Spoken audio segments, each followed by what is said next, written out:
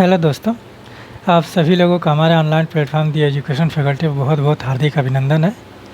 आज हम लोग बात करेंगे एनसीईआरटी पर और उसमें देखा जाएगा भारतीय इतिहास भाग 1 ईंट मनके तथा अस्थियाँ। और उसमें जो हम लोग देखेंगे टॉपिक वो है हड़प्पा सभ्यता।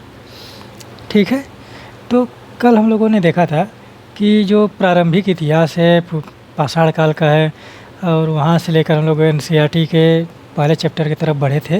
और जहाँ पर एनसीईआरटी का पहला चैप्टर है ईंट मनके अस्थियाँ, उसके आरंभ और वहाँ पर जीवन के निर्वाह के तरीके हम लोगों ने देखा था। ठीक है, तो उम्मीद करते हैं कि वो चीज़ें आप लोगों को समझ में आई होंगी और आशा करते हैं कि आप लोग स्वस्थ होंगे, अपने पढ़ाई को सही दिशा निर्देशन और अच्छे तरीके से कर रहे होंगे। और जो लोग चैनल पर नए हैं वो लोग चैनल को ज़्यादा से ज़्यादा सब्सक्राइब कर लें, ज़्यादा से ज़्यादा सब्सक्राइब कर लें। और जो लोग पुराने हैं वो लोग चैनल को ज़्यादा से ज़्यादा शेयर करें, लाइक करें, कमेंट करें, जिससे हम लोग मोटिवेट होकर आप लोगों के लिए और भी अच्छी अच्छी चीज़ें लेकर आएंगे। ठीक है, तो चलिए हम लोग बात करते हैं कि एनसीईआरटी के इस भारतीय इतिहास भाग 1 के बारे में। हम लोग पहले एनसीईआरटी का भारतीय इतिहास पढ़ा जाएगा, फिर उसके बाद हम लोग भारत एवं समकालीन विश्व की चीज़ें लेकर चलेंगे। ठीक है, तो इस तरह से हम लोग धीरे धीरे थोड़े थोड़े करके लेकर चलेंगे, तो आप लोगों को चीज़ें पढ़ने में भी अच्छी लगेंगी और समझने में भी थोड़ा अच्छा रहेगा। और फिर उसके बाद जो आप लोग नोट्स बनाएंगे या जब आगे चलकर आप कोई किताब पढ़ेंगे तो वो किताब जो है आपको एक ब्रॉड लेवल में समझ में आएगी। ठीक है, बहुत ही अच्छे से समझ में आएगी, बहुत ही ज़्यादा उसमें समझ में आएगा। ठीक है, तो चलिए देखते हैं। चलिए देखिए, हड़प्पा सभ्यता ये आपकी पुस्तक है, यही पुस्तक हम लोग अध्ययन कर रहे हैं। ठीक है, आप लोग इसको पढ़ते रहिए, धीरे धीरे पढ़ते रहेंगे और एक्सप्लेनेशन सुनते रहेंगे तो वहाँ पर आपको चीज़ें जो हैं वो बहुत ही ज़्यादा समझ में आएंगी। कल हम लोगों ने यहाँ तक जीवन निर्वाह के तरीक़ों को हम लोगों ने देख लिया था, निर्वाह के तरीके, कृषि प्रौद्योगिकी। और हमने कहा था कि हम लोग सिर्फ जो मैपिंग है इसका ग्राफ पढ़ेंगे और जो मैप है उसको समझने का प्रयास करेंगे, जो चित्र है उसके द्वारा हम लोग जो वहाँ की घटनाएँ हैं उसको देखने का प्रयास करेंगे। प्रारंभ में हमने यहाँ पर ये सारी चीज़ें बता दी थी, जो व्याख्या कर दिया था सारी चीज़ें कैसे कैसे बताई गई हैं। और यहाँ पर हमने बताया कि ये आपका विकसित हड़प्पा स्थल है, ये आपका प्राचीन हड़प्पा स्थल है, इन दोनों के मध्य में समय अंतराल को बताया। और हमने कहा था कि कल से हम लोग इस चीज़ को पढ़ेंगे, इसको देखा जाएगा और यहाँ पे ये देखा जाएगा और इसको देखा जाएगा। ठीक है, तो चलिए शुरुआत करते हैं कि पूरा वस्तुओं की पहचान कैसे की जाती थी। ठीक है, पूरा वस्तुओं की पहचान कैसे की जाती थी, यह आपका अर्नेस्ट मैके का है, फर्दर एक्सकवेशंस एट मोहनजोदड़ो 1937 से लिया गया है। ठीक है, ये जो पूरा वस्तुओं की पहचान कैसे की जाती थी इसका हम लिख दे रहे हैं, यहाँ पे इसको हटाते हैं, ये आपका हेडिंग हो जाएगा। ठीक है, ये सिर्फ बॉक्स में समझने के लिए दिया गया है कि वहाँ पर कैसे जीवन की जो सामाजिक चीज़ें चल रही थी। ठीक है, क्या दिया है, पूरा वस्तुओं की पहचान, पूरा वस्तुओं की पहचान कैसे की जाती थी। ठीक है, कैसे की जाती थी, ये है आपका कि कैसे की जाती थी। और ये जो है अर्नेस्ट मैके। ठीक है, अर्नेस्ट, हम ये आपको जानकारी के लिए बताते हैं कि कौन लिखा था, कौन बताया था। ठीक है, अर्नेस्ट मैके। इन सभी जो वैज्ञानिकों ने कहा है, जो इतिहासकारों ने कहा है, उसको हम लोग पढ़ेंगे और समझने का प्रयास करेंगे वो क्यों कहे हैं। ठीक है, फर्दर एक्सक्वेशंस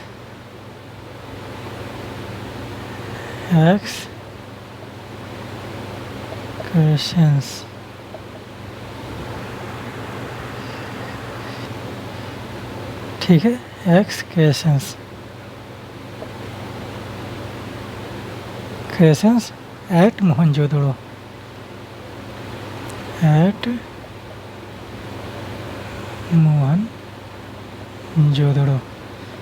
ठीक है, कब का है, 1937 का है, 1937 का। ठीक, ये चीज़ आप ध्यान दीजिएगा कि ये किसने कहा है।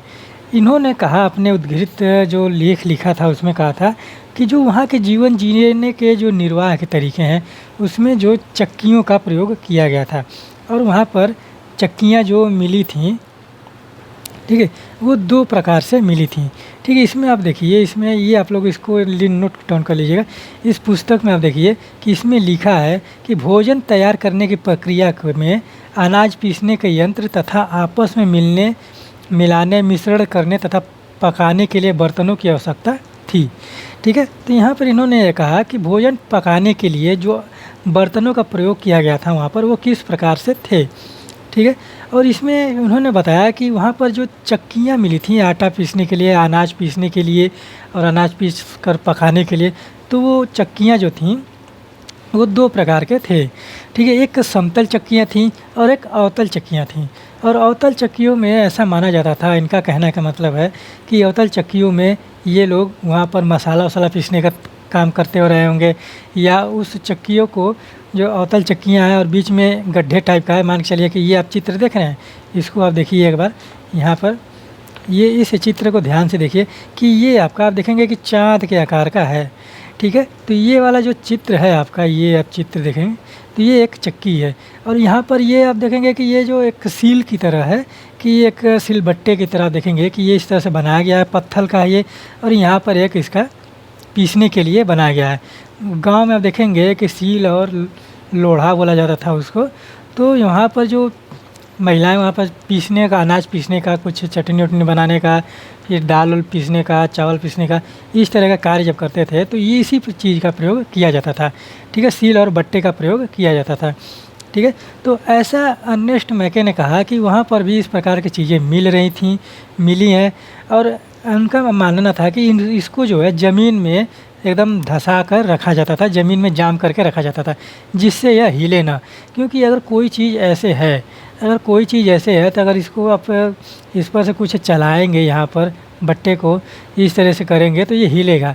ठीक है, तो इसको क्या करते थे, इसको ज़मीन में लगा कर रखते थे। ठीक है, तो जब ज़मीन में लगा कर रखते थे तो ये हिलने से रुकता था। ठीक है, रुकता था। ठीक है, तो एक प्रकार की ये हो गया, ये इस प्रकार की चक्की मिल गई। और दूसरी बात उन्होंने कहा था कि वो एक प्रकार से सालन पत्थर की तरह मिलता था। ठीक है, तो वो किस प्रकार से रहा होगा, उनका कहने का मतलब है कि उसमें वहाँ पर औषधियों को पीसने का या कुछ बनाने का, छोटी मोटी चीज़ों को पीसने का वहाँ पर कार्य होता था, तो वो इस प्रकार से रहा होगा। ठीक है, उनके कहने का मतलब है कि ये इस प्रकार से, जैसे कि मान के चलिए कि कोई डॉक्टर है, वहाँ पर दवा दे रहा है, तो डॉक्टर जब दवा दे रहा है तो वो कभी कभी आप देखेंगे कि दवा को पीस कर देता है, तो जो वहाँ पर पीसने वाला दवा होता था वो उसी तरह से हैंडल की तरह यहाँ पर इस तरह से करने वाला रहता था। ठीक है, तो उस प्रकार की एक चक्की मिलने का अवशेष वहाँ पर मिला है। ठीक है, तो इस तरह से उसको विद्वानों ने इस प्रकार की जो चीज़ें देखने को मिल रही थी, यहाँ पर जो लोहा हो गया, इस तरह से लकड़ी का हो गया, जिस तरह मिट्टी का बन गया, और इस तरह से एक पॉट टाइप का, बर्तन टाइप का बन गया, तो जो उस तरह से पीसने वाला था उसको उन लोगों ने सालन पत्थर का नाम दिया था। कौन से पत्थर का नाम दिया था, सालन पत्थर। कि सालन का मतलब होता है कि यह मिलाने वाला पत्थर, सालन पत्थर। ठीक है, इसको आप लोग नोट डाउन कर लीजिएगा कि जो हम आपको फैक्ट बताते हैं वो आप लोग नोट डाउन करिए। ये उस प्रकार के जो कटोरी के, मान के चलिए कि एक बर्तन हो गया, उसके ऊपर से कूटने के लिए कुछ बना दिया गया, मिलाने के लिए बना दिया गया, तो उसको क्या बोला गया, सालन पत्थर बोला गया। ठीक है, तो ऐसा इस तरह से आप देखेंगे कि अर्नेस्ट मैके फर्दर एक्सक्वेशंस एट मोहनजोदड़ो 1937 में उद्धृत किया था। यानी कि अर्नेस्ट मैके ने वहाँ पर उत्खनन कार्य करवाया और इस तरह की चीज़ें वहाँ पर देखने को मिल रही थी। ठीक है, और यहाँ पर आप देखिए कि इस प्रकार के जो चीज़ें हैं, आप देखिए ये आपका कुल्हाड़ी जैसा दिख रहा है, ये आपका हत्था हो गया कुल्हाड़ी का, और ये आप कुल्हाड़ी का यहाँ पर इस तरह से देखिए काटने के लिए प्रयोग किया जा रहा था, ये औजारों के रूप में प्रयोग किया जा रहा था। और ऐसा मानना है कि विद्वानों ने कि औजारों का प्रयोग जो किया गया है सिंधु घाटी सभ्यता में, हड़प्पा सभ्यता में, क्या वो औजारों का प्रयोग उन लोगों ने कृषि के लिए किया है, या पशुपालन के लिए किया है, या उन्होंने शिकार के लिए किया है, या उसे युद्ध, वैसे तो आप देखेंगे कि युद्ध के साक्ष्य नहीं मिलते हैं। अगर आगे की चीज़ें जब खोजी जाती हैं वर्तमान समय में, अगर उसमें युद्ध के साक्ष्य मिलते हैं तो वो भी आपका सिंधु घाटी सभ्यता में जोड़ा जाएगा। ठीक है, क्योंकि आप देखेंगे कि दायमाबाद जो महाराष्ट्र में पड़ता है, दायमाबाद में आपका सोने का रथ मिला है। ठीक है, सोने का है कि तांबे का, आप लोग इसको एक बार चेक कर लीजिएगा, तांबे या कांसे का है, सोने का नहीं है। तो वहाँ पर सिंधु घाटी हड़प्पा स्थल से एक रथ मिला है, पूरा खड़ा रथ ही मिल गया है। ठीक है। तो वो दायमाबाद महाराष्ट्र से मिला है। तो दायमाबाद जो है आपका दक्षिणी स्थल है सिंधु घाटी सभ्यता का, तो वहाँ से मिला है। तो इस तरह से अनुमान लगाया जा रहा है कि वहाँ पर रथ के प्रयोग हो रहे हैं। और आपके देखेंगे कि कुल्हाड़ी मिल रहा है, भाला मिल रहा है, इस तरह की चीज़ें मिल रही हैं, तलवार भी मिल रहे हैं, कुछ अस्त्र शस्त्र भी मिल रहे हैं। तो ऐसा माना जाता था कि सिंधु घाटी सभ्यता के जो लोग हैं वो लोग युद्ध में भी कुशल थे। ठीक है। तो इस प्रकार से सोच कर देखिए कि ये आप कुल्हाड़ी की तरह दिख रहा है। ये देखिए, ये आपका हत्था हो गया कुल्हाड़ी का, ये कुल्हाड़ी का बेंत हो गया, अरे वो आगे का सिरा जो हो गया, फिर ये भी इस तरह से कुल्हाड़ी का देखिए इस तरह से दिख रहा है। तो धातु के औजार यहाँ पर हैं। तो आप इसमें ये कहा गया कि आप एक बार सोच कर देखिए कि इसका प्रयोग किस लिए किया गया होगा। ठीक है। तो लकड़ी काटने के लिए किया होगा, शिकार करने के लिए किया होगा, या जानवरों को पशुपालन के लिए किया होगा, या खेत जुताई कुड़ाई करने के लिए किया होगा। तो इस प्रकार की चीज़ें यहाँ पर देखने को मिलती हैं। आप इस तरह से मैप में देखिए कि एग्रीकल्चर में ये चीज़ें प्रयोग हो रही हैं। और अर्नेस्ट मैके ने सामाजिक चीज़ों में जो घरेलू वस्तुएं हैं उसको बताने का प्रयास किया कि चक्कियाँ किस प्रकार की होती थी, अन्न पीसने, अनाज पीसने के लिए किस प्रकार की चक्कियों का प्रयोग किया जा रहा होगा। ठीक है। एक सालन पत्थर मिला है और एक अवतल चक्की मिली है। ठीक है। एक अवतल चक्की और एक सालन पत्थर मिला है। ठीक है। इस प्रकार की चीज़ें। और फिर ये देखिए, ये धौलावीरा का है। ठीक है। ये वाला जो चित्र है ये जलाशय है। आप देखेंगे कि ये क्या है, जलाशय है। ठीक है। ये क्या है, ये जलाशय है। ये जलाशय जो है, ठीक है। तो इसे देखिए आप लोग कि ये आपका जो जलाशय है ये धौलावीरा से मिला हुआ है। ठीक है। मोहनजोदड़ो के बारे में हम लोग बात करेंगे, विशाल स्नानागार के बारे में हम लोग बात करेंगे। तो आप जलाशय देखिए कि इसका निर्माण कार्य किस प्रकार से बनाया गया है। एक यहाँ पर सीढ़ी है, यहाँ पे सीढ़ी है, फिर ये बीच में इस तरह इतना बड़ा बनाया गया, फिर यहाँ पर किनारे पे देखिए ये सीढ़ी देखने को मिल रही है, फिर यहाँ पर ये सीढ़ी उतरने के लिए मिल रही है। तो आप सोचिए कि ये जलाशय कितने तरीके से, कितने सही तरीके से एक मान के चले कि एक कारीगर के द्वारा बनाया गया होगा। ठीक है। तो आप इस तरह सोचें कि वहाँ पर जो शिल्प कार्य का जो चल रहा था वो भी एक बड़े पैमाने पर बहुत ही अच्छे तरीके से, सही तरीके से चल रहा होगा। ठीक है। तो हमने ये 3 चीज़ों को देखा कि ये बॉक्स देख लिया, स्रोत देख लिया कि किस प्रकार से अर्नेस्ट मैके ने व्याख्या किया है कि उस पर वहाँ पर समाज में चीज़ें देखने को मिल रही थी। और ये आपका कुल्हाड़ी का और धातु का औजार जो आप लोगों को मिल गए कुल्हाड़ी के अवशेष की तरह, और ये आपके जलाशय हो गए। तो चलिए अब हम लोग बात करते हैं यहाँ पर आप लोगों का पूरा वस्तुओं की पहचान कैसे की जाती थी, ये चीज़ें हो गई। और आगे बढ़ते हैं हम लोग मोहनजोदड़ो की तरफ। ठीक है। मोहनजोदड़ो एक नियोजित शहरी केंद्र। ठीक है। तो इसको हम हटाते हैं और फिर उसके बाद हम आपको बताते हैं कि वहाँ पर मोहनजोदड़ो के बारे में क्या क्या चीज़ें देखने को मिल रही थी। ठीक है। तो यहाँ पर देखिए, अगर हम मोहनजोदड़ो के बारे में बात करें तो मोहनजोदड़ो की खोज हुई थी अभी 1922 इसके लगभग में। आप देखेंगे कि 1921 में तो हड़प्पा की खोज हुई थी दयाराम साहनी के द्वारा, और जो 1922 में मोहनजोदड़ो की खोज हुई। और आप देखेंगे कि उस समय जो भारत के गवर्नर जनरल हैं वो लॉर्ड रीडिंग है। ठीक है। लॉर्ड रीडिंग है। और जब उन्होंने किसने खोज की थी, वो आपके थे रखालदास बनर्जी। ठीक है। तो यहाँ पर आप देखिए, यहाँ पर हम लिखते हैं, हम हड़प्पा सभ्यता की बात कर रहे हैं। ठीक है। तो यहाँ पर आपकी हेडिंग है मोहनजोदड़ो। ठीक है। मोहनजोदड़ो। ठीक। आप लोग भी इसको पढ़ते चलेंगे तो वो चीज़ें आप लोगों को सही देखने को मिलेगा। हम यहाँ पर फैक्ट कुछ बता देते हैं। ठीक है। मोहनजोदड़ो की जो खोज हुई थी वो किया गया था रखालदास बनर्जी के द्वारा। ठीक है। रखालदास बनर्जी, रखालदास बनर्जी। ठीक। ये आप लोग नोट डाउन कर लीजिए, रखालदास बनर्जी। और कब किया था, 1922 ईस्वी में। ठीक है। 1922 ईस्वी में। और उसमें भारत के गवर्नर जनरल कौन है, भारत के गवर्नर जनरल, भारत का गवर्नर जनरल कौन है, यहाँ पर आप देखेंगे कि लॉर्ड रीडिंग है। ठीक है। लॉर्ड रीडिंग है। ठीक। Lord reading. और उसमें पुरातत्व सर्वेक्षण, पुरातत्व विभाग का जो अध्यक्ष है कौन है, तो पुरातत्व विभाग का अध्यक्ष इसमें कौन है, ये है आपका sir John Marshall, sir John Marshall. ठीक। ये आप लोग नोट डाउन कर लीजिए, ये आप 3 चीज़ याद रखिए। ठीक है। तो हम लोग जो मोहनजोदड़ो में पढ़ेंगे एक सुनियोजित एनसीईआरटी के थ्रू एक सुनियोजित शहरी केंद्र। ठीक है। यहाँ पर आप लोग इतने चीज़ नोट डाउन करिए मोहनजोदड़ो को लेकर। ठीक है। तो चलिए हम बात करते हैं मोहनजोदड़ो एक सुनियोजित शहर के बारे में। मोहनजोदड़ो के जो सब हेडिंग्स हैं उसके बारे में हमने मोहनजोदड़ो के बारे में बता दिया कि कब खोज हुआ था, किसने खोज किया था, और उसमें भारत के पुरातत्व सर्वेक्षण के जो अध्यक्ष हैं वो कौन थे। ठीक है, तो यहाँ पर आप लिखिए मोहनजोदड़ो। मोहनजोदड़ो, ठीक है। मोहनजोदड़ो में हमको देखना है एक सुनियोजित शहर। ठीक है, ये आपका एनसीईआरटी का हेडिंग है, एक सुनियोजित शहर। सुनियोजित शहरी केंद्र, एक सुनियोजित शहरी केंद्र। ठीक, इस पर हम लोगों को बात करनी है, ये आपका हेडिंग है। ठीक, तो एक सुनियोजित शहरी केंद्र के बारे में अगर हम बात करें तो आप देखेंगे कि यहाँ पर एक चीज़ देखिए, आपको हम एक मैप दिखा रहे हैं। ठीक है, आप ये देखिए कि ये वाला जो मैप है, ये जो मैप है इसको हम हटा दे रहे हैं थोड़ा। ठीक है, ठीक, तो यहाँ पर आप देखिए ये जो मैप है, ये आपका जो मैप है ये आपका मोहनजोदड़ो का मैप है।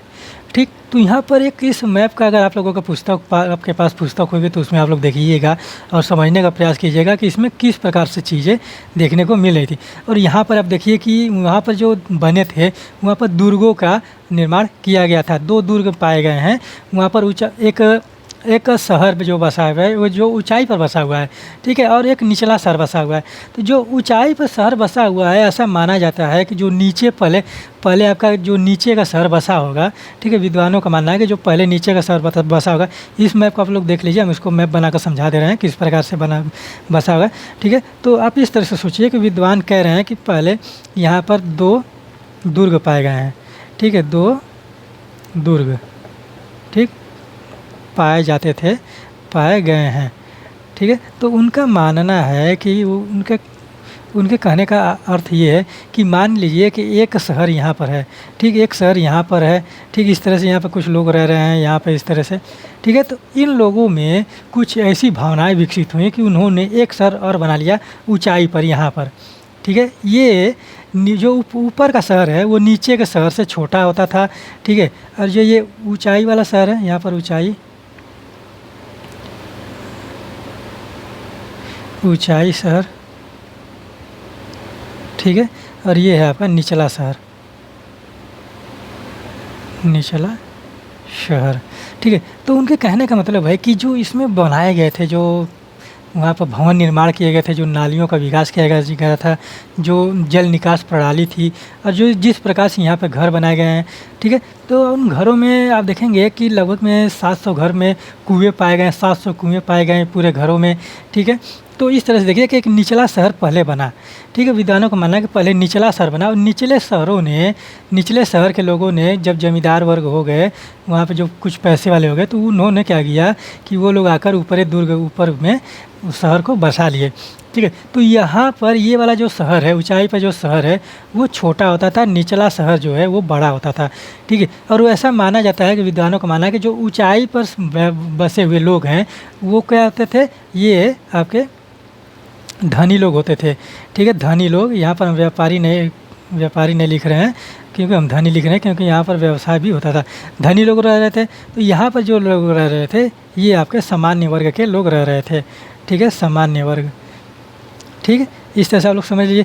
तो सामान्य जो धनी वर्ग के व्यापारी आए, धनी वर्ग के लोग आए, यहाँ पे व्यापारी हम लिख दिए है, सॉरी, यहाँ पर धनी लोग, यहाँ लिख लीजिए आप लोग कि धनी लोग, क्योंकि वहाँ पर कई प्रकार के भूमि के अधिकारी भी होते थे।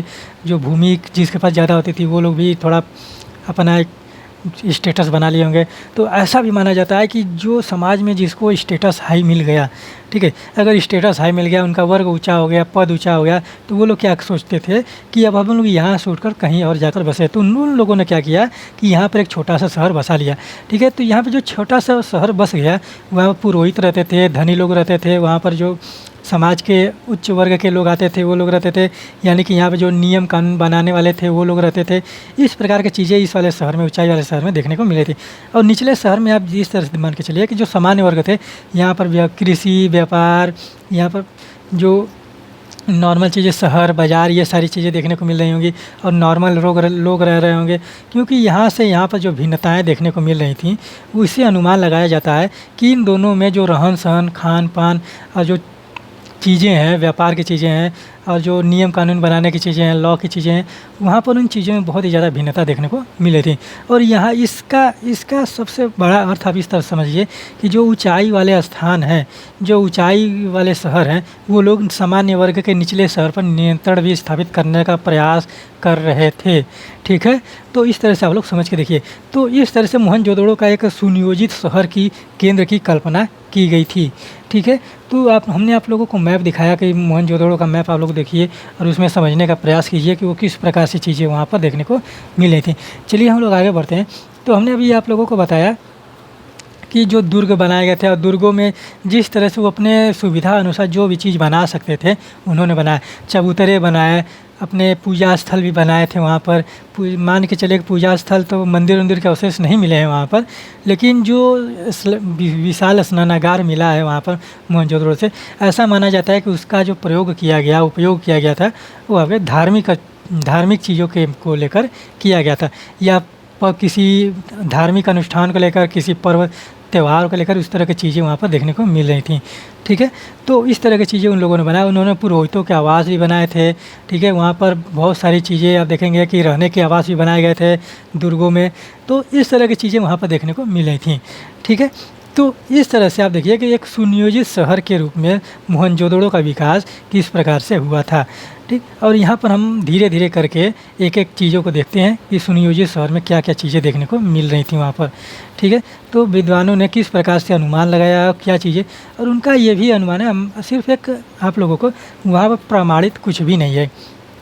ठीक है, अब सिर्फ ये मान के चलिए कि जो अनुमान के आधार पर बताया गया है वही चीज़ें यहाँ पर देखने को मिल रही हैं। फिर यहाँ पर देखिए मोहनजोदड़ो में ही नालों का निर्माण। ठीक है, नालों का निर्माण। ठीक है, नालों का निर्माण यहाँ पर लिखा है। ठीक है, तो हम एनसीईआरटी को लेकर चले तो सिर्फ हम एनसीईआरटी के बारे में बात करेंगे। ठीक है, नालों का निर्माण। ठीक, तो यहाँ पर सिर्फ ये चीज़ें बताने का प्रयास किया जा रहा है कि आप एक बार अपने दिमाग में उस तरह से खाका बनाइए, मैप बनाए कि मोहनजोदड़ो का जो बनाया गया है वो किस प्रकार से बनाया गया है, नालों का निर्माण। और इस तरह से आप देखेंगे कि जो नालों का निर्माण किया गया था, मान लीजिए कि हम यहाँ पर एक बड़ा शहर बना दें और मोहनजोदड़ो में यानी कि जो हड़प्पा सभ्यता के स्थल बनाए गए थे वहाँ पर आप देखेंगे कि जो ऊंचाई पर शहर है, निचला शहर है, उन दोनों को दुर्गों से भी घेरा गया था। दुर्ग यानी कि दीवार पर वहाँ पर बनाया गया था, चारों ओर से दीवारों से घेरा गया था। ठीक है, तो कुछ दीवारें ऊंचाई पे भी पाई गई हैं, कुछ दीवारें थोड़ा नीचे कम भी पाई गई हैं। और लोथल में आप देखेंगे कि जो नवीन हड़प्पा स्थल है, जो उच्च हड़प्पा स्थल है, जैसे लोथल हो गया, कालीबंगा हो गया, धौलावीरा हो गया, फिर राखीगढ़ी होगी, बनावली होगी, तो इन शहरों में तो जो दुर्ग हैं उसके अंदर भी दुर्ग पाए गए हैं। ठीक है, यानी कि उसको हम अभी थोड़ा सा आप लोगों को डिफाइन करेंगे किस प्रकार से बनाए गए थे। तो मान के लीजिए कि इस प्रकार से एक शहर बन गया, तो जो यहाँ पर नालियों का निर्माण किया गया था कि मान लीजिए एक ये घर हो गया, ठीक है, एक ये घर हो गया, एक ये घर हो गया, तो यहाँ पर इस प्रकार से घर बना लीजिए। अगर इस प्रकार से आप घर समझ रहे हैं, मान लीजिए कि ये घर है, ठीक, ये एक शहर है, यहाँ पर एक घर है, तो यहाँ पर जो नालियाँ बनाई गई थी, मान लीजिए कि यहाँ से एक नालियाँ बनाई गई, तो ये इस तरह से बनाई गई थी। ये घरों से अटैच नालियाँ थीं और एक नालियाँ जो है एक दूसरे को समकोण पर काटती थीं। इस तरह से मान के चलिए हम इस तरह से बना दे रहे हैं, इस तरह से। ठीक है, तो इस तरह से बन गया और फिर इसको इस तरह से मिला लीजिए। इस तरह से आपका ज्वाइंटेड एकदम चीज़ें बनाई गई थी। ठीक है, और इसको इस तरह से बनाया गया था, इस तरह से। ये पूरी नालियाँ जो हैं आपको समकोण पर काटती हुई एक दूसरे को दिख रही होंगी। ठीक है, और एक घर जो है एक दूसरे के घर से नालियों से अटैच होता हुआ चला जाएगा। ठीक है, इस प्रकार से आप देख लीजिए, इस तरह से। तो इस तरह से आप समझते होंगे कि आप देखिए कि किस प्रकार से नालियों का निर्माण किया गया है कि एक नाली जो है एक दूसरे नाली को वहाँ पर समकोण पर काटती थी। ठीक है, और वहाँ पर जो नालियों का विकास किया गया, एक अच्छे तरीके से विकास किया गया था। और यहाँ पर नालियों के ऊपर जो है ढकने के लिए भी बनाए गए थे। यहाँ पर लकड़ियों से भी ढके जाते थे, पत्थरों से भी ढके जाते थे। वहाँ पर सेल खड़ियों का भी प्रयोग किया गया है। सेल खड़ी और सेल खड़ियों की जो महत्ता है, देखेंगे कि सिंधु घाटी सभ्यता में सेल खड़ी के मुहर पाए गए हैं। नालियों के ऊपर जो ढकने के लिए ढक्कन बनाए जाते थे वो भी पाए गए हैं सेल खड़ी के ये, ठीक है। तो इस प्रकार से जो नालियाँ बनाई गई थी, और इन नालियों के बीच में जो सड़क बनाए गए थे वो भी आपके समकोण पर काटते थे। जो सड़कें जो हैं नालियों का समकोण पर काटते थे, ठीक है। तो इस प्रकार से आप देखिए कि जो शहर मोहनजोदड़ो के नाली का विकास है वो कहीं न कहीं एक उत्तम कोटि का देखने को मिला था। और हमने बताया है कि मोहनजोदड़ो में जो जल निकासी प्रणाली है वो सर्वप्रथम पाई गई थी। और नालियों का जो निर्माण किया गया मोहनजोदड़ो में, वहाँ की नालियों का जो जब तक धौलावीरा की खोज नहीं हुई थी तो सबसे उच्च कोटि की जल निकासी प्रणाली जो है वो मोहनजोदड़ो की मानी जाती थी, ठीक है। जब से धौलावीरा की खोज हुई है और वहाँ पर जो जिस प्रकार के जल निकासी प्रणाली का खोज किया गया है, तो इससे आपसे पता चलता है कि जो मोहनजोदड़ो है वहाँ से भी अच्छी एक जल निकासी प्रणाली देखने को मिली थी, वो भी धौलावीरा में। धौलावीरा आपका गुजरात में पड़ता है, ठीक है। तो इस प्रकार से चीज़ें मोहनजोदड़ो में देखने को मिलती है। और कभी प्रश्न पूछ देता है कि सिंधु घाटी सभ्यता में सर्वप्रथम जल निकास प्रणाली कहाँ से पाई गई, तो वो मोहनजोदड़ो से पाई गई है। मोहनजोदड़ो के भी जल निकासी प्रणाली बहुत ही अच्छे तरीके से है, ठीक है। तो यहाँ पर आप नालियों के बारे में समझ गए कि नालियाँ जो हैं एक दूसरे को एकदम घरों के किनारे से बनाई जाती थीं और वो दूसरे को कनेक्ट करती थीं, ठीक है। हर एक घर को वहाँ पर वो कनेक्ट करती थीं, ठीक। तो यहाँ पर ये चीज़ें आप लोगों को नालियों के बारे में समझ में आया। और जिस प्रकार से मोहनजोदड़ो का प्रारंभिक स्थल देखने को मिल रहा था और वहीं पर जो जिस प्रकार मोहनजोदड़ो का विकास हुआ, ठीक है, तो वही चीज़ जो है आपके अन्य शहरों में भी देखने को मिलेगा, ठीक है। क्योंकि धीरे धीरे जिस प्रकार से अभी हम व्यापार के बारे में बात करेंगे, प्रसार के बारे में बात करेंगे, तो वो चीज़ें हम आपको बताएंगे, ठीक है। और जो यहाँ पर जिस प्रकार के ईंटों का प्रयोग किया गया था, ईंटों का अनुपात, ठीक है, ईंटों का अनुपात, ठीक है। दुर्ग बनाने के लिए ईंटों का प्रयोग किया जाता था, नालियाँ बनाने के लिए, नालियों को ढकने के लिए, फिर घर बनाने के लिए ईंटों का प्रयोग किया गया है, ठीक है। इस प्रकार की चीज़ें। तो ईंटों का अनुपात जो था 4 अनुपात है, ठीक है। इसको इस तरह से लिख लीजिए 4:2:1, इस प्रकार से होता था। ईंटों का जो विन्यास है ये इस प्रकार का विन्यास होता था, ठीक है। तो सोचिए कि इतने बड़े प्रकार की, इतनी बड़ी बड़ी ईंटों का ये लोग प्रयोग करते थे। और ऐसा माना जाता है कि इन्होंने आग में पकी हुई ईंटों का भी प्रयोग किया है, कच्ची ईंटों का भी प्रयोग किया है। और लोथल में आप देखेंगे कि लोथल में जो ईंटों को, नालियों को बनाया गया है वो पक्की ईंटों से बनाया गया है, लेकिन घर जो बने हैं वो कच्ची ईंटों से बनाए गए हैं। तो इस प्रकार की चीज़ें भी यहाँ पर देखने को मिल रही थी, ठीक। तो विद्वानों का मानना है कि आप देखिए कि एक जो विकसित स्थल है, ठीक है, हड़प्पा सभ्यता के बारे में हम लोग बात कर रहे हैं, जो मोहनजोदड़ो है विकसित स्थल के रूप में वहाँ पर उभर कर आया था सामने, ठीक है।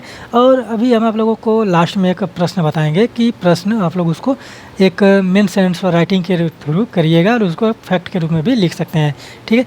तो फिर यहाँ पर दूसरी जो बात है, वहाँ पहली बात हो गई थी, यहाँ पर दूसरी बात देखिए गृह स्थापत्य। अगर गृह स्थापत्य के बारे में हम बात करें, हम लोगों को मैप दिखा देंगे, उसके बाद हम इसकी एक्सप्लेन करते हुए आगे बढ़ेंगे। गृह स्थापत्य, ठीक है।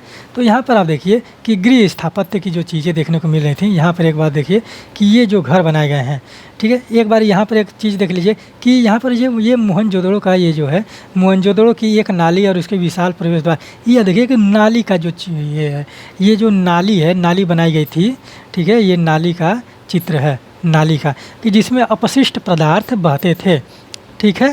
तो यहाँ पर अपशिष्ट पदार्थ जो हैं वो बहते थे। और यहाँ पर ये भी माना गया है कि अपशिष्ट पदार्थों के लिए वहाँ पर कई घरों में बहुत अधिकतर घरों में एक हौज टाइप का बनाया गया था, हौदी टाइप का बनाया गया था, जिसमें वहाँ पर अपशिष्ट पदार्थ के जो कूड़े कचरे थे वहाँ पर छन जाते थे और नाली जो पानी था वो नालियों में एक तरीके से बह जाता था। तो सोचिए कि इस प्रकार की उन्नत जल प्रणाली वहाँ पर देखने को मिल रही थी, ठीक है। हड़प्पा दुर्दशा के बारे में, चलिए गृह स्थापत्य से पहले हम आपको 2 पैरा ये बता दे रहे हैं, ये हड़प्पा दुर्दशा क्या है और ये दुर्ग क्या है, ठीक है। तो हड़प्पा दुर्दशा के बारे में ये कहा गया तो कि यहाँ पर जो 1875 ईस्वी की बात की जा रही है हड़प्पा दुर्दशा के, ठीक है। तो 1875 ईस्वी की बात की जा रही है। तो 1875 में अलेक्जेंडर कनिंघम वहाँ पर भारतीय पुरातत्व सर्वेक्षण के अध्यक्ष थे, ठीक है। भारतीय पुरातत्व सर्वेक्षण के अध्यक्ष कौन है उस समय? अलेक्जेंडर कनिंघम, ठीक है। अलेक्जेंडर कनिंघम, ठीक है। तो ये यहाँ पर जो भारतीय पुरातत्व सर्वेक्षण के अध्यक्ष हैं कब 1875 ईस्वी। तो अलेक्जेंडर कनिंघम ने कहा कि जब हड़प्पा की खुदाई हम लोग कर रहे थे, उत्खनन कार्य हो रहा था, तो वहाँ पर जो ईंटें मिली थी तो कुछ लोगों ने वहाँ के लोगों ने उस ईंटों को चुरा लिया था। और ईंटों का वहाँ की ईंटों का प्रयोग, इतनी बड़ी बड़ी ईंटें थी कि वहाँ की ईंटों का प्रयोग रेलवे लाइन बिछाने के में भी प्रयोग किया गया था। ठीक है, इस प्रकार से सोचिए कि अलेक्जेंडर कनिंघम ने कहा। और अलेक्जेंडर कनिंघम जो है भारतीय पुरातत्व सर्वेक्षण के जनक माने जाते हैं। ठीक है, तो 1875 में कनिंघम ने कहा कि वहाँ पर जो हड़प्पा है, हड़प्पा सभ्यता खोज होती कि वहाँ की ईंटें इतनी मजबूत थीं, इतनी कठोर थीं और इस प्रकार से थीं कि उनका प्रयोग रेलवे लाइन बिछाने के लिए भी किया गया था। और वहाँ के निवासियों ने वहाँ की ईंटें भी घर बनाने के लिए चुरा ली गई थी। ठीक है, तो इस प्रकार से चीज़ें हड़प्पा दुर्दशा में, और यही कारण है कि हड़प्पा की जो चीज़ें हैं वो पूरी तरह से हम लोगों को मिल नहीं पाई हैं।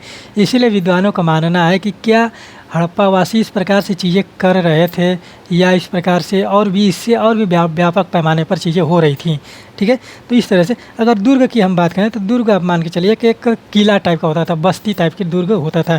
ठीक है, तो इसमें दुर्ग के बारे में बताया गया है कि दुर्ग जो प्रारंभिक हड़प्पा स्थल है उनमें थोड़ा दुर्ग कमज़ोर पाए जाते थे, लेकिन जो बाद के हड़प्पा स्थल है उनके जो दुर्ग हैं वो बहुत ही कठोर और बहुत ही बड़े बड़े दुर्ग पाए जाते हैं, और दुर्गों के अंदर भी दुर्ग पाए गए हैं। ठीक है, इस प्रकार से। और यहाँ पर देखिए गृह स्थापत्य का, तो ये वाला चित्र आप देखिए, ये वाला चित्र को आप ध्यान से देखिए। इस चित्र में आप देखिए कि एक घर का, एक मान चले कि एक समुदाय का निर्माण किया गया है, एक घर का निर्माण किया गया है। तो यहाँ पर देखिए ये इस प्रकार से कमरा बनाया गया है, यहाँ पर ये है। ठीक है, यहाँ पर देखिए ये सारे जिस तरह से बनाए गए हैं, कमरे बनाए गए हैं। और यहाँ पर आप देखेंगे कि ये एक आंगन भी है, यहाँ पर ये आंगन है। ठीक है, ये आंगन है। और ये वाला जो क्षेत्र है यहाँ पर एक कुआं भी पाया गया है, कि ये कुआं भी पाया गया है। और ये प्रवेश द्वार है यहाँ पर देखिए। और ये किनारे किनारे जो नालियाँ बनाई गई हैं, इनको ढकने के लिए भी चीज़ें रखी जाती थीं। ठीक है, घरों के किनारे किनारे नालियाँ बनाई जाती थी, और जितने भी कमरे बनाए जाते थे उनमें हर एक चीज़ की व्यवस्था, बाथरूम वाथरूम की व्यवस्था, ठीक है, उस तरह की व्यवस्थाएं की जाती थी। और वहाँ पर जो वहाँ पर शौचालय थे, उनका जो जल निकास था, उनके शौचालय के अंदर से ही एक नाली बनाई जाती थी जो जाकर बाहर के नालियों से जुड़ती थी। तो इस प्रकार की चीज़ें वहाँ पर देखने को मिली थी। और घरों में कुएँ पाए गए, लगभग 700 कुएँ पाए गए मोहनजोदड़ो के घरों से। 700 कुएँ, घरों में कुएँ बनाए जाते थे, कुएँ में पानी की व्यवस्था की जाती थी। और कुएँ मान के चलिए कि जो वर्तमान समय में कुएँ पाए जाते हैं, जिसे 60 फीट गहरा हो गया, 70 फीट गहरा हो गया, इस प्रकार के कुएँ लगभग में सामान्यतः ही पाए गए होंगे। क्योंकि वहाँ पे जो कुएँ पाए जाते थे, इस समय के जितनी हौदियाँ बनाई जाती थी, हौज बनाए जाते हैं, मान के चलिए कि 8 फीट, 10 फीट, 15 फीट, 20 फीट गहरे इस प्रकार के कुएँ रहे होंगे यहाँ पर। ठीक है, तो लेकिन 700 कुएँ पाए गए हैं। कितने पाए गए हैं? 700। ठीक है, यहाँ पर 700 कुएँ पाए गए मोहनजोदड़ो से। तो अब इस तरह से देखिए कि जो मोहनजोदड़ो के घर बने हैं वो ईंटों के बने हैं, और ईंटों से ही फर्श भी बनाए गए, पक्के मकान बनाए गए, एकदम व्यापक तरीके से मकान बनाए गए। ठीक है, तो आप यहाँ पर सिर्फ देखिए कि जो गृह स्थापत्य की चीज़ें हैं वो कहाँ से डेवलप करके आई हैं। आदमी पहले झोपड़ियों से रहता था, झाड़ियों में रहता था, कंदराओं में रहता था, गुफाओं में रहता था, फिर पेड़ों पर रहने लगा, फिर झोपड़ियों में रहा, फिर धीरे धीरे वो समाज में व्यवस्थित तरीके से रहने लगा। और कालांतर में देखेंगे कि सिंधु घाटी सभ्यता उभर कर आती है, और वहाँ पर एक सुनियोजित व्यापक स्तर पर शहर देखने को मिलते हैं। ठीक है, शहरी विकास होता है यहाँ पर। तो यहाँ पर इस तरह से घर बने हैं। इस तरह से कमरे देखिए, आंगन भी होता था, कमरे भी होते थे, कमरों में नहाने धोने की व्यवस्थाएं भी की जाती थी, शौचालय भी होते थे। ठीक है, और वहाँ पर कमरों में कुएँ भी पाए गए हैं, एक घर में कुएँ भी पाए गए, और लगभग में कुल 700 कुएँ पाए गए हैं मोहनजोदड़ो से। तो इस प्रकार की चीज़ें वहाँ पर देखने को मिल रही थी। ठीक है, तो अब यहाँ पर देखिए कि यहाँ पर जो चीज़ें देखने को ये कह रहे हैं कि अब तक खोजी हुई प्राचीन प्रणाली, और ये किसका है? ये भी अर्नेस्ट मैके का है। ये अर्ली इंडस सिविलाइजेशन 1948 का उद्धृत है। ठीक है, अर्ली इंडियन सिविलाइजेशन 1948 का से लिया गया है। और इन्होंने कहा है कि एक बार हम पढ़कर आपको सुना देते हैं, आप लोग उसको ध्यान से देख लीजिएगा कि नालियों के विषय में मैके लिखते हैं कि निश्चित रूप में यह अब तक खोजी गई सर्वथा संपूर्ण प्राचीन प्रणाली है। ठीक है, तो इन्होंने कहा कि ये एक प्राचीन प्रणाली है, और वहाँ पर जो नालियों का विकास बनाया गया था, कि विकास किया गया था, वो एक उन्नत जल निकासी प्रणाली को प्रबंधित करती हैं। ठीक है, और वहाँ पर जो मलबे पाए गए हैं, रेत में दबे हुए थे, फिर वहाँ पर ज़मीन के अंदर दबे हुए थे, तो उनसे यहाँ पर जो छत विछत हुआ था नालियों का, उससे भी जो चीज़ें हैं कि बहुत ही ज़्यादा नष्ट हो चुकी थी। ठीक है। तो ये अर्नेस्ट मैके अर्ली इंडियन सिविलाइजेशन में बता रहे हैं कि जो वो वहाँ पर जो पूरा स्थल पाए गए हैं जिसमें नालियों के साक्ष्य हो गए, फिर उसके बाद घरों के साक्ष्य हो गए, तो वो कहीं ना कहीं जो बाढ़ के तरीके जो जब सिंधु घाटी सभ्यता का पतन हुआ होगा तो कहीं ना कहीं जाकर ज़मीन के अंदर दब गए होंगे और वहाँ पर जो चीज़ें छित विक्षत हो गई थी उसके बारे में इन्होंने यहाँ पर बताया है। ठीक है, तो आप लोग इसको पढ़ते रहिएगा तो यहाँ पर वो जो चीज़ें हैं कि वो आप लोगों को ज़्यादा समझ में आएंगी। और यहाँ पर ये जो चीज़ें ये जो चित्र के बारे में दिया गया था है, तो यहाँ पर आप ये सिर्फ एक बार पढ़ लीजिएगा। और ये जो चीज़ें ये वाला बॉक्स पीले रंग का जो बॉक्स होगा वो आप लोगों के लिए कार्य के रूप में है। ठीक है, आप लोग उसको पढ़िए और वहाँ पर अपने कार्य को देखिए। तो इस प्रकार से देखिए कि गृह स्थापत्य की प्रक्रिया वहाँ पर चल रही थी। चलिए आगे बढ़ते हैं। तो हम लोग यहाँ पर देखिए कि दुर्ग, आप लोग ये दुर्ग के देखिए कि दुर्ग क्या था। ठीक है, तो चलिए हम यहाँ पर आप लोगों को एक हेडिंग डाल देते हैं और फिर उसके बाद आप लोग इसको देखते रहिए। ठीक, तो हमने मोहनजोदड़ो के बारे में बात किया कि इतनी सारी बातें जो किस प्रकार से विद्वानों ने माना, क्या कहा। ठीक है, तो यहाँ पर देखिए दुर्ग, ये अगला चैप्टर है कि दुर्ग। ठीक, तो यहाँ पर जो दुर्ग बनाए गए थे, 2 प्रकार के दुर्ग बनाए गए थे। ठीक है, 2 प्रकार के दुर्ग का शाब्दिक अर्थ यहाँ पर विद्वानों ने लिया है कि बस्ती से लिया है। ठीक है, अभी हमने बताया कि ये आपका एक हो गया दुर्ग, इस तरह से ये बड़ा होता था, और एक दुर्ग यहाँ पर हो गया। ठीक है, ये भी आपका दुर्ग हो गया। ये ऊंचाई वाला शहर है। ठीक है, ऊंचाई वाला शहर, ऊंचाई वाला शहर। ठीक, ये आपका निचला शहर है। हमने बताया कि ऊंचाई वाले शहर में कौन लोग रहते थे, निचले शहर में कौन लोग रहते थे। ठीक है, तो इस तरह से आप लोगों को वो चीज़ें बताने की ज़रूरत नहीं है। तो यहाँ पर इस तरह से सोचिए कि दुर्ग जो पाए गए हैं इसको चारों तरफ से दीवारों से घेरा गया था। ठीक है, और यहाँ पर भी दीवारों से घेरे हुए चीज़ें मिल रही थी। और आप देखेंगे कि मोहनजोदड़ो के दक्षिण में कब्रिस्तान पाए गए हैं, दुर्ग के बाहर पाए गए हैं। ठीक है, यानी कि निचले दुर्ग के बाहर यहाँ कहीं पर, यहाँ से अगर हम कोई दूरी ले ले तो यहाँ पर जो चीज़ें बनाए गए थे, यहाँ पर कब्रिस्तान बनाए गए थे। कब्रिस्तान क्या बोला जाता था? 37 आर। ठीक है, 37 आर बोला जाता था इसको, शायद इसको 37 आर ही बोला जाता है। इसको आप लोग चेक कर लीजिएगा। ठीक है, हमने आप लोगों को समझने के लिए ये 2 चीज़ें बना दी कि यहाँ पर आप देखिए कि यहाँ पर कब्रिस्तान हो गया, यहाँ पर एक निचला शहर हो गया इस तरह से, और ये आप लोगों का ऊंचाई वाला शहर हो गया। तो यहाँ पर जो जनसंख्या निवासित होती थी, हमने पीछे ही बताया कि यहाँ पर जो उच्च वर्ग के लोग रहते थे, यहाँ पर सामान्य वर्ग के लोग रहते थे। यहाँ पर दास्ता का कॉन्सेप्ट नहीं था। ठीक है, दास्ता का कॉन्सेप्ट यहाँ पर नहीं है। ठीक है, इस प्रकार का देखिएगा। लेकिन वहाँ पर कहीं कहीं विद्वानों कहते हैं कि यहाँ पर दास प्रथा प्रचलित थी। ठीक है, तो दुर्ग के बारे में बात करें तो यहाँ पर एक देख लीजिए, ये एक नक्शा है दुर्ग का। मान के चलिए कि निचले शहर का, ऊपरी शहर का कोई भी दुर्ग है। ठीक है, इसमें यहाँ पर देखिए कि ये आपका जलाशय है, ये आपका ये माल गोदाम है। ठीक है, जलाशय ये आपका है, ये आपका जलाशय है, ये आपका माल गोदाम है। ये आप मैप को ध्यान से देखिए, 1.10 चित्र नाम है, दुर्ग का चित्र है, और ये मोहनजोदड़ो का चित्र है। और यहाँ पर आप देखेंगे कि इसमें जो विशाल स्नानागार भी पाए गए हैं, आंगन भी पाए गए हैं, और इसमें विशाल स्नानागार के आगे देखेंगे कि 8 पंक्तियों में बना हुआ मकान पाया गया है। फिर उसके बाद विशाल स्नानागार के पीछे थोड़ा सा देखेंगे तो वहाँ पर 4 कतरों में 4 घर बनाए गए हैं, 4 घर के 2 लाइन बनाई गई हैं, यानी कि कुल 16 मकान यहाँ पर स्नानाघर के बगल में पाए गए हैं। ठीक है, तो इस प्रकार से सोचिए कि, और विद्वानों का मानना है कि ये जो स्नानागार बनाए गए थे यहाँ पर, अगर हम स्नानागार का चित्र बनाएं तो इन्होंने कहा, ठीक है, अगर स्नानागार के बारे में अगर हम बात करें तो यहाँ पर आप देखेंगे कि जो स्नानागार बनाया गया था वो काफ़ी विशाल प्रकार से था। ठीक है, काफ़ी गहराई में था, 5 फीट 7 फीट के लगभग में गहराई था, और 38 फीट 40 फीट के लगभग में चौड़ाई लंबाई इस तरह से था, 44 और 45 के लगभग में। ठीक है, तो उसका हम विन्यास नहीं बात करेंगे। ठीक है, तो यहाँ पर अगर मान लीजिए कि यहाँ पर एक स्नानागार बनाया गया, ठीक है, ये आप लोगों का स्नानागार हो गया, विशाल स्नानागार। तो विशाल स्नानागार के यहाँ पर एक 4 लाइन का घर बन गया, 4 कमरे का। ठीक है, यहाँ पर 4 कमरे का 2 लाइन बनाई गई थी। ठीक है, और यहाँ पर 2 लाइन के 4 कमरे का 2 लाइन बने, और यहाँ पर एक 8 लाइन का कमरा बनाया गया था। ठीक है, ठीक, ये 8 कमरे इस तरह से लाइन से बनाए गए थे, और यहाँ पर माल गोदाम की संरचना देखने को मिल रही थी। और यहाँ पर आप देखेंगे कि यहाँ पर कहा जाता था कि यहाँ पर जो सीढ़ियाँ मिल रही थी, यहाँ पर सीढ़ी थी इस तरह से, यहाँ पर सीढ़ी बनाई गई थी।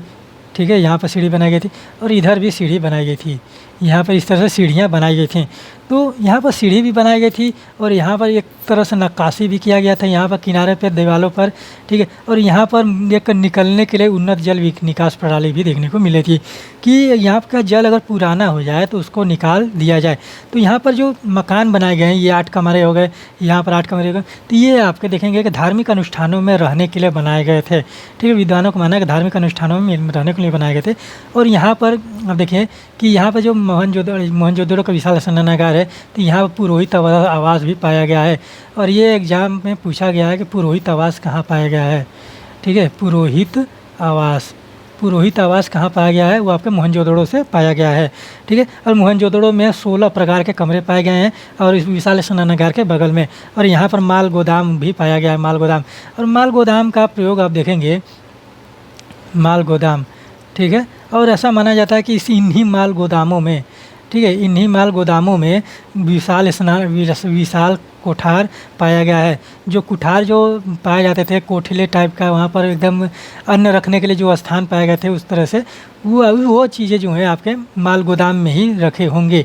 और वहाँ से जो चीज़ें आप देखेंगे कि धार्मिक अनुष्ठान हो गया, कोई पर्व हो गया, इस प्रकार की चीज़ें, क्योंकि पूजा के प्रयोग तो किया ही जाता था कि पूजा स्थल की जिस प्रकार से मातृ देवी की उपासना देखने को मिल रही है, वृक्ष पूजा देखने को मिल रहा है, फिर नाग पूजा है, स्त्री पूजा है, और फिर पृथ्वी की पूजा भी की जाती थी।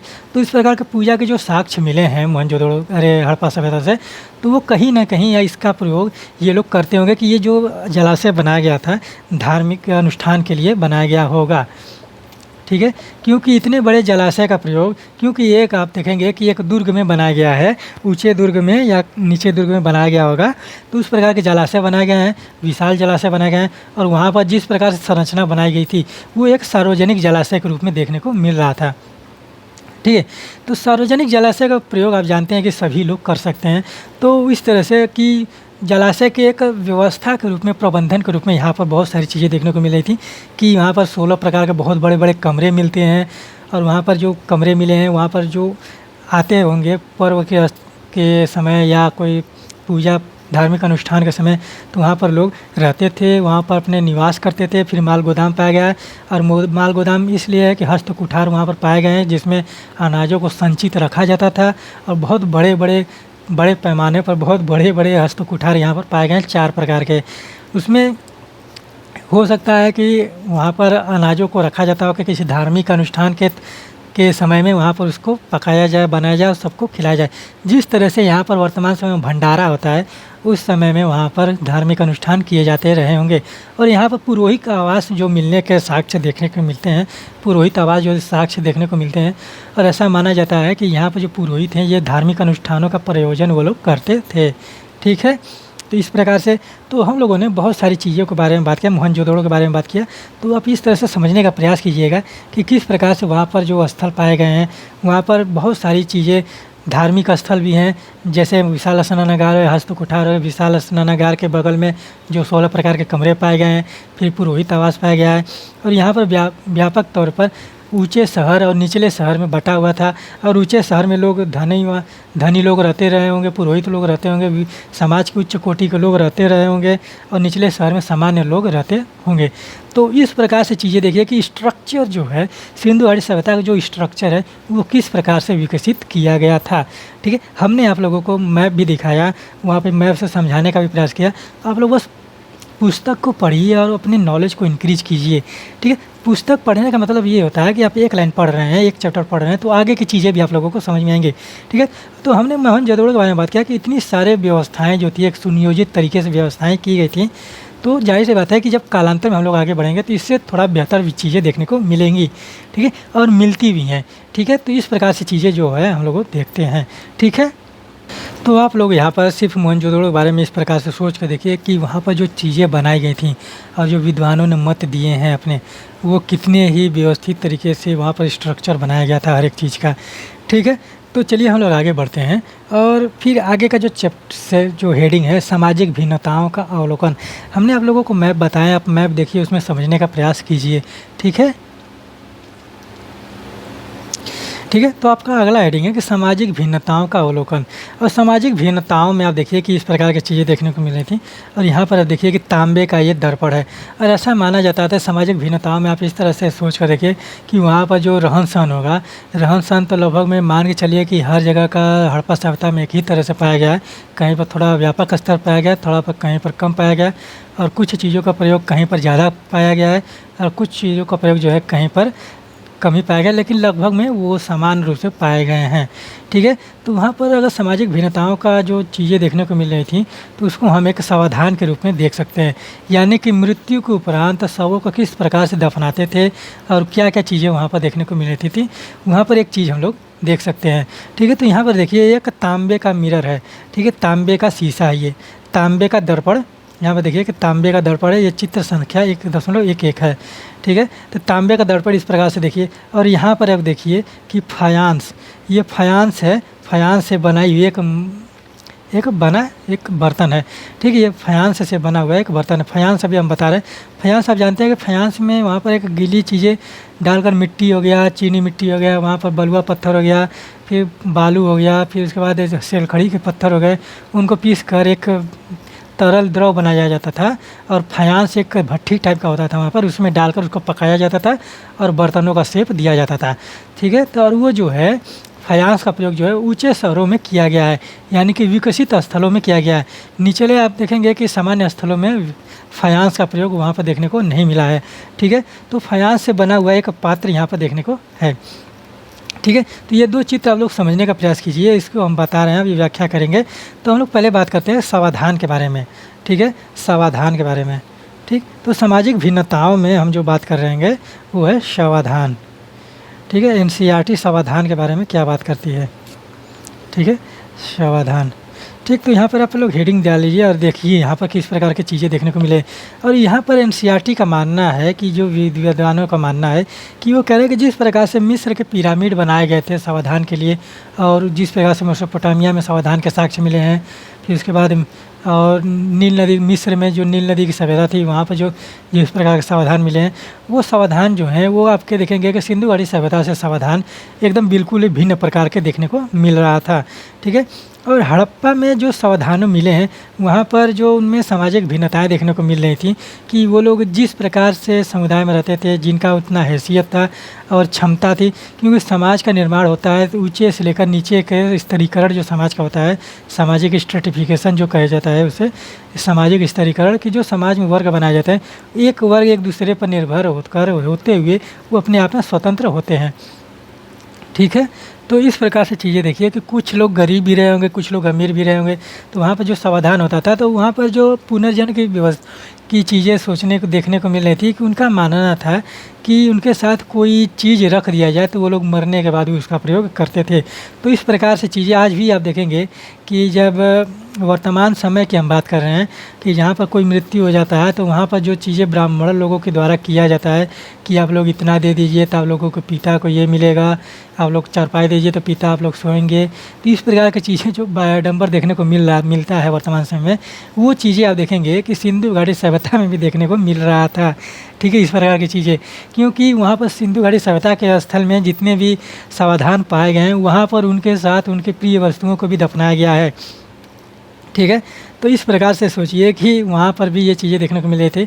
और वहाँ पर तो कई जगह तो आप देखेंगे कि युग में समाधियाँ भी मिली हैं। फिर तीन लोगों को एक ही साथ दफनाया गया है वहाँ पर लोथल में। ठीक है। तो 3 लोगों को एक ही कब्र में दफनाया गया लोथल में। ठीक है। युग में समाधियाँ सर्वप्रथम कहाँ पाई गई थी? बुर्ज होम में। ठीक है। कहाँ? कश्मीर के बुर्ज होम में। ठीक है।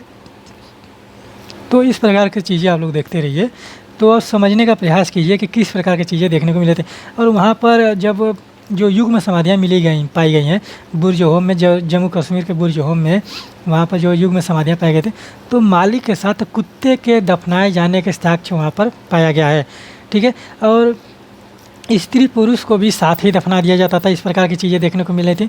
तो एक बात सोचने वाली बात है कि क्या वो लोग स्त्री पुरुष में से जो कोई पहले मरता था उसके साथ स्त्री को भी सती कर देते थे, या उसके जो पुरुष मर जाता है स्त्री जिंदा रहती है कि पुरुष की लाश को उतने दिन तक सुरक्षित रखते थे कि स्त्री भी मरे तब उसके साथ उसको दफनाया जाए।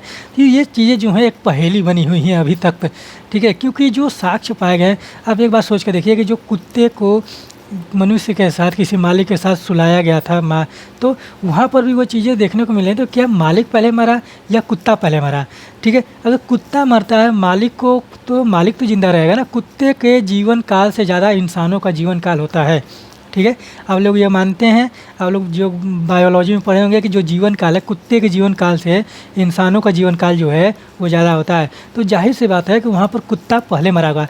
तो कुत्ता जब पहले मरा तो क्या वहाँ पर जो मनुष्य है उसको मार कर वहाँ पर सुलाया गया, या मनुष्य मर गया और कुत्ता को मार कर वहाँ पर उसके साथ रखा गया था?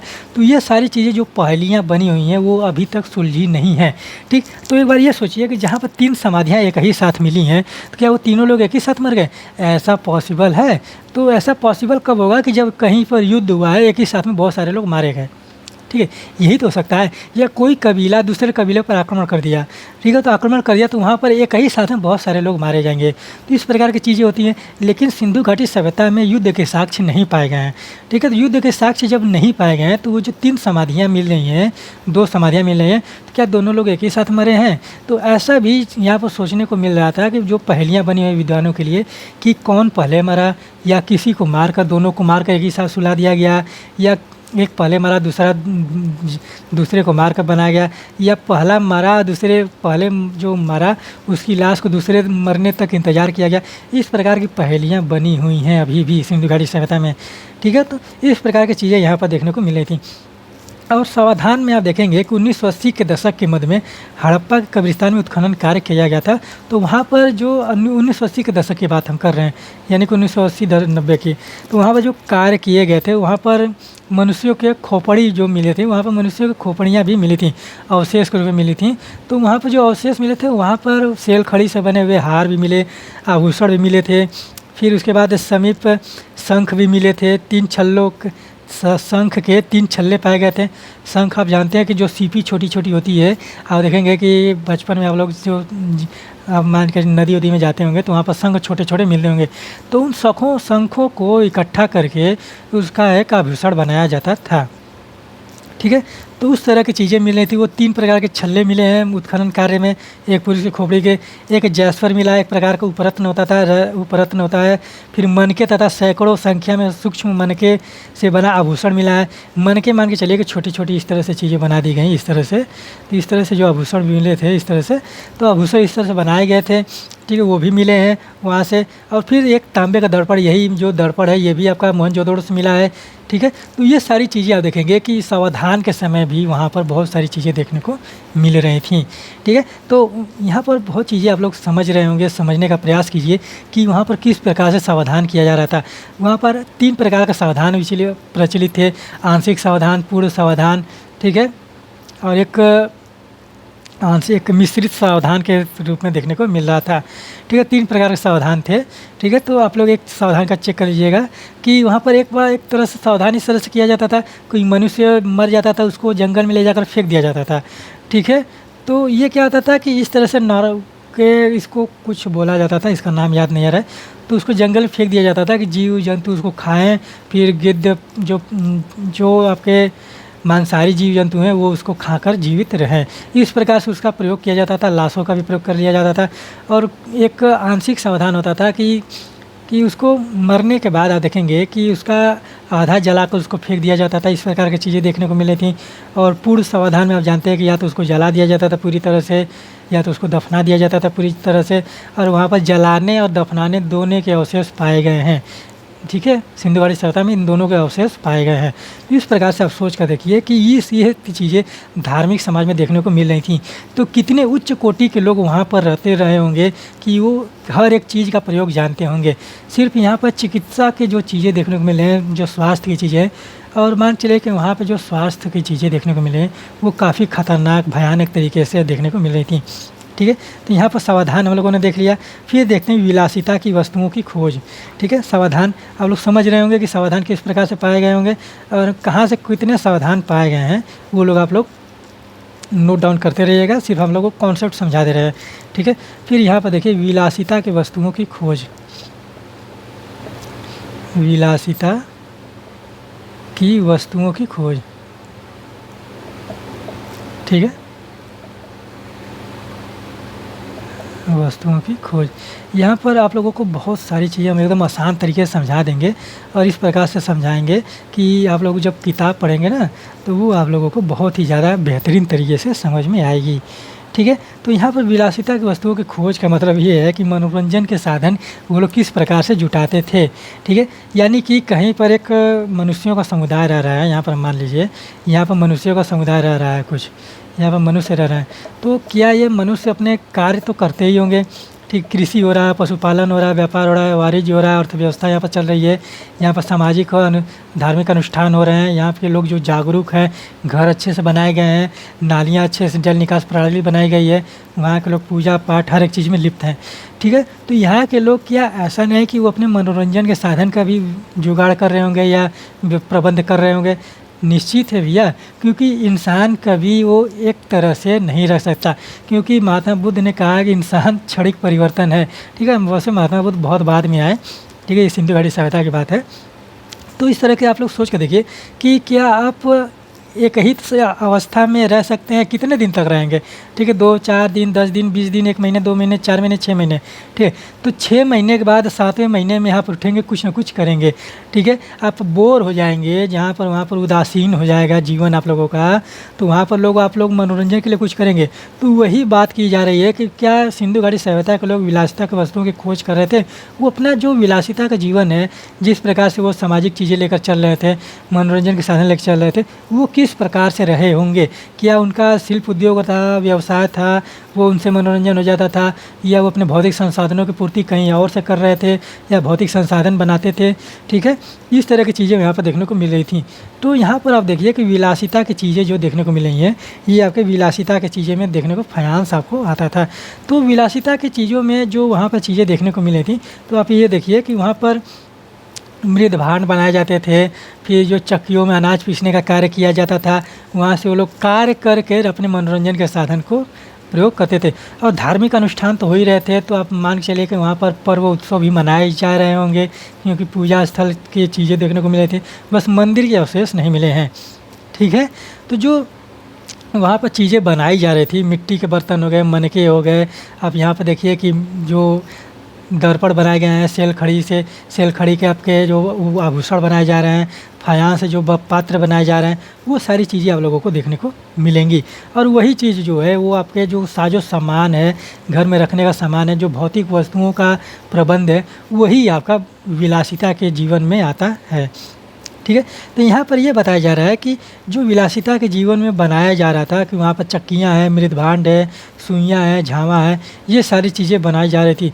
वहाँ पर आभूषण भी बनाए जा रहे थे, और घरों में रखने के लिए बहुत सारे चीज़ें जो मान के चलिए कि गुलदस्ते टाइप का, मनके टाइप का, और उनका जो वो लोग व्यापार भी कर रहे थे, ठीक है। तो ये सारी चीज़ें जो हैं वहाँ पर विलासिता की वस्तुओं में देखने को मिली थी। और यहाँ पर जो फायांस के बारे में बताया गया है, ठीक है, तो वहाँ पर जो फायांस की हमने अभी बात बताया था कि वहाँ पर जो सिलखड़ी की चीज़ें हैं, सिलखड़ी को पीस कर किसी चीज़ को तरल तरीके से बनाया जाता था, किसी धातु को ले लीजिए, चाहे मिट्टी ले लीजिए, चाहे वहाँ पर एक सिलखड़ी ले लीजिए, पत्थर कोई प्रकार का बहुमूल्य चीज़ें ले लीजिए, तो उसको पीस कर तरल बनाया जाता था, उसको एक भट्ठी में डाला जाता था। तो उस भट्ठी को जो बोला जाता था, गर्म करके वहाँ पर पकाया जाता था, तो पकाने वाली जो वस्तु होती थी उसी को फायांस बोला गया है यहाँ पर, ठीक है। ये देखिए, ये फायांस के मान चलिए कि हम यहाँ पर ये एक चीज़ बना दे रहे हैं यहाँ से, इस तरह से ये है, मान के चलिए कि एक फायांस है।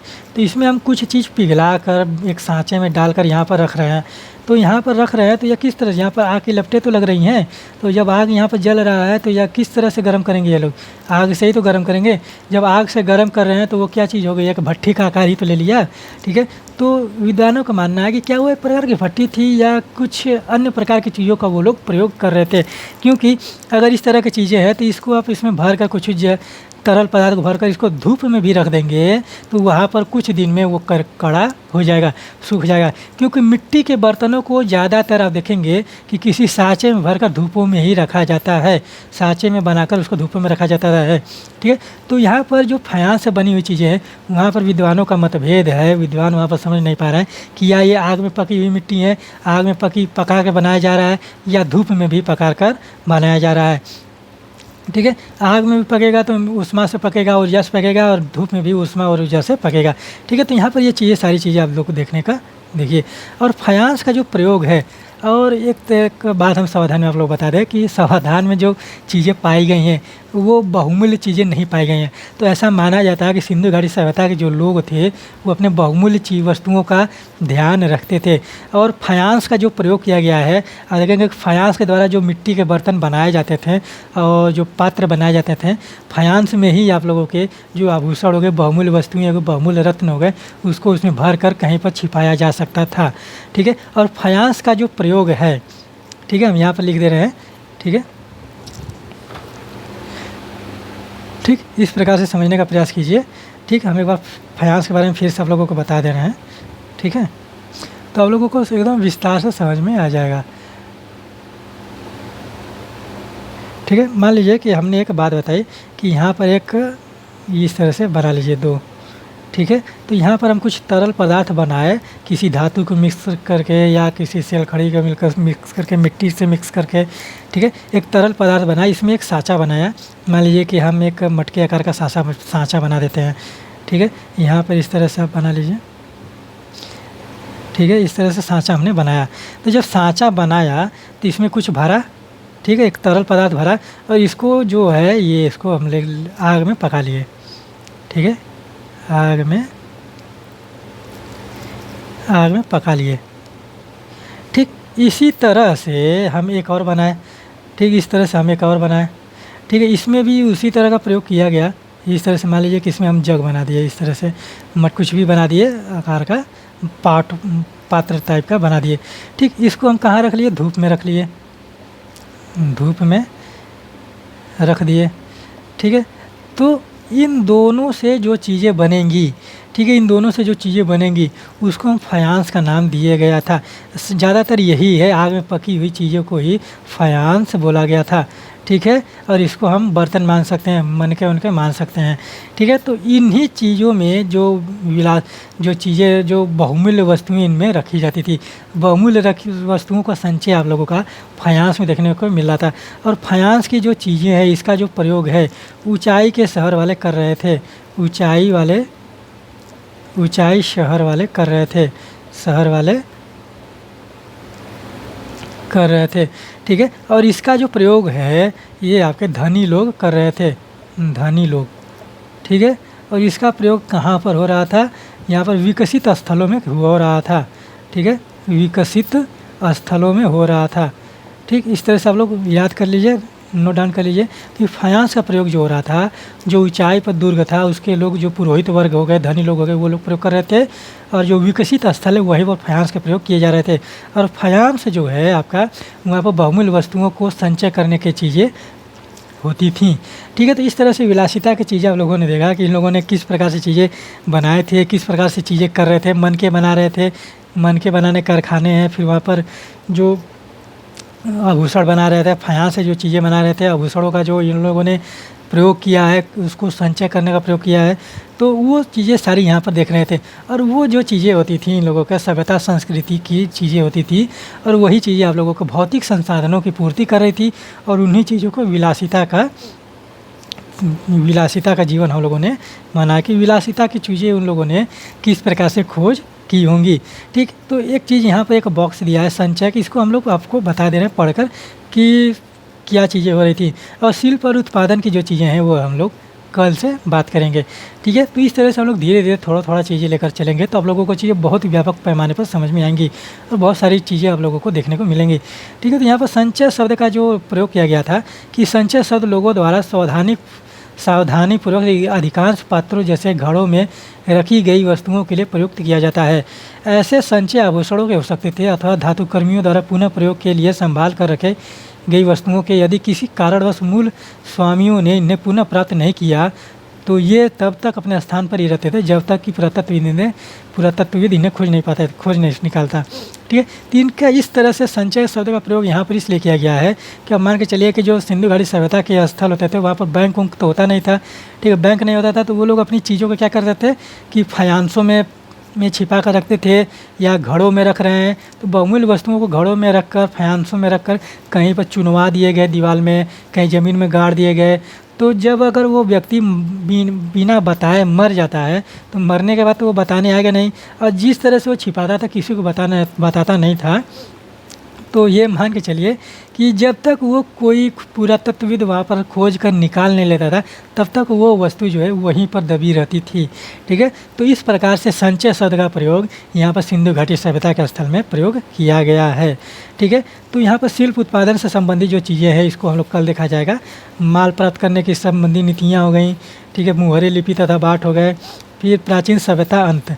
ठीक है, तो ये हड़प्पा सभ्यता की खोज, इसके लिए हम लोग 2 क्लास लगभग में भी और लगेंगे।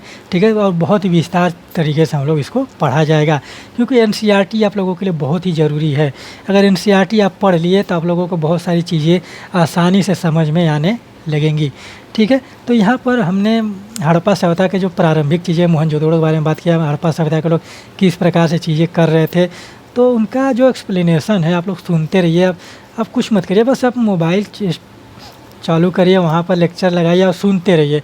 ठीक है, और जब सुनेंगे आप लोग तो वहाँ पर आप लोगों को चीज़ें वो लोग याद होती चली जाएंगी। ठीक है, और फिर उसके बाद आप लोग पुस्तक पढ़ते रहिए, पुस्तक पढ़ते रहेंगे हमारे साथ, पुस्तक पढ़ते रहिए। आप लोगों को 1-1.5 महीने में आप लोगों का पूरा 3 पुस्तकें हम लोग आप लोगों के लिए पूरा कंप्लीट कर देंगे। ठीक है, तो यहाँ पर आप लोग थोड़ा घबराइएगा नहीं क्योंकि जो पढ़ाई है वो आप लोग एकदम सही तरीके से नहीं कर पाएंगे तो मान के चलिए कि वो पढ़ाई का कोई मतलब नहीं होगा। ठीक है, तो यहाँ पर ये चीज़ें जो सिंधु घाटी सभ्यता की हैं वो आपका वर्तमान समय में जब सिंधु घाटी सभ्यता ख़त्म होगा, पहला चैप्टर ख़त्म होगा तो उसको हम लोग आप लोगों को बताएंगे कि वर्तमान समय में उसका परिदृश्य क्या देखने को मिला था। और यही हम आपको से पूछने वाले थे कि जब हमने कहा कि हम प्रश्न आप लोगों से पूछेंगे। ठीक है, तो आप लोग प्रश्न का अगर उत्तर देना चाहें तो आप लोग बताइए कि सिंधु घाटी सभ्यता के लोगों का जो नगर नियोजन है वो वर्तमान समय के नगर नियोजन से किस प्रकार समानता रखता है। ठीक है, यहाँ पर हम लिख दे रहे हैं, चलिए यहाँ पर हम लिख दिए, चलिए हाँ यहाँ पर हम लिख दे रहे हैं प्रश्न। ठीक है, सिंधु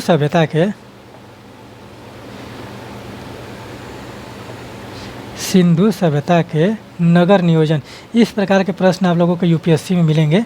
ठीक है, आईएएस-पीसीआर के क्षेत्र में मिलेंगे। नगर नियोजन, सिंधु सभ्यता के नगर नियोजन